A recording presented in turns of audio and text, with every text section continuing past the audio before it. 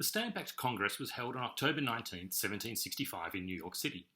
It was attended by 27 representatives from the 13 colonies.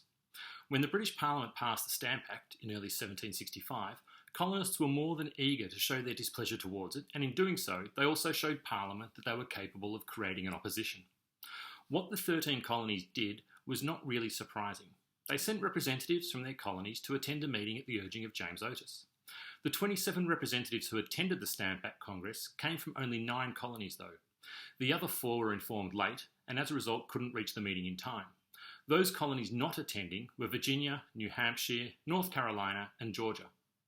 The meeting paved the way to the Declaration of the Rights and Grievances in response to the Stamp Act, which stated that there should be no taxes imposed on colonists without their consent.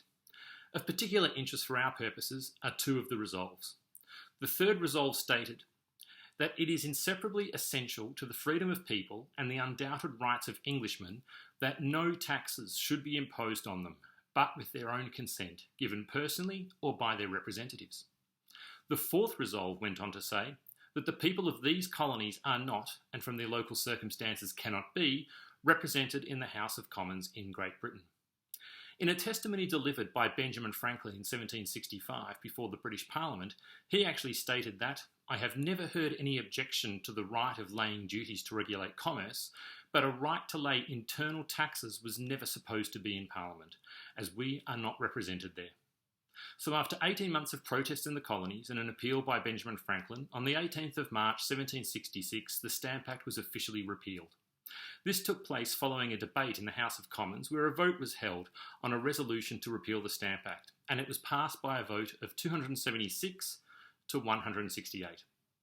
However, the same day that it repealed the Stamp Act, Parliament also passed what was called the Declaratory Act, an act asserting that the British government had free and total legislative power over the colonies.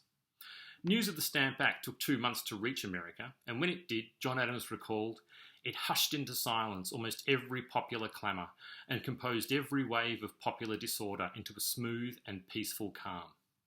To this end, however, it could be argued that the Stamp Act was one of the main reasons why some of the colonists even started to think of opposing English authority in the first place.